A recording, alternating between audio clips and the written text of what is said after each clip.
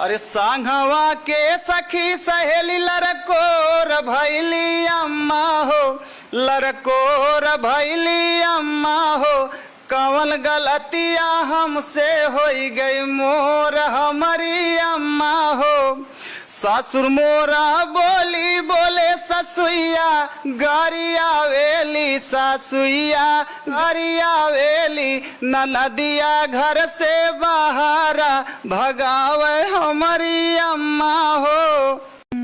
आजे आटारी बोलाई का गाला गाता मोर राजा जी आई है, राजा जी आई है हो, राजा जी आई है, राजा जी आई है हो, राजा जी आई है। उन्हीं पे मना मोर लागता मोर राजा जी आई है। अरे हया अपने दीदी के दुलारा भैया बिरानु, दुलारा भैया बिरानु। आया जानी कबाहू दोबारा भैया बिरानु। तो भैया कहा दुआ कि ए दीदी जब जीजा हमें डांटत रहन तो घरा में से ना निकलू न, हमें बड़ा कष्ट हो देख के। तो बहनिया कहा थी अरे डाकित जावा ससुरे के दुआरी भैया बिरानु, दुआरी भैया बिरानु।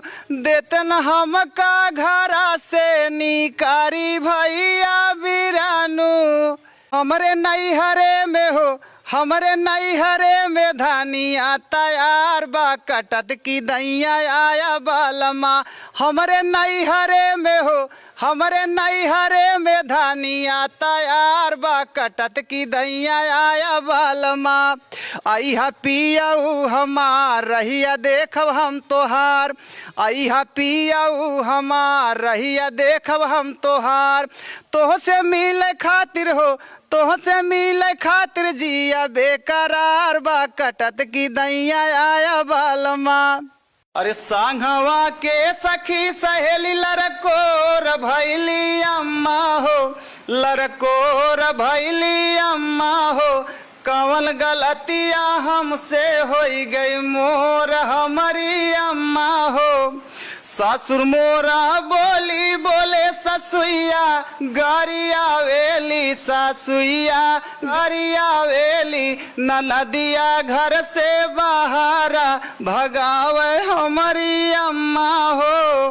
मारे गजबे उ मुड़ मुड़ के अखिया ना, अखिया ना मोर बलमुआ चलावे टरकिया ना, मोर बलमुआ चलावे टरकिया ना। मारे गजबे उ मुड़ मुड़ के अखिया ना, अखिया ना मोर बलमुआ चलावे टरकिया ना।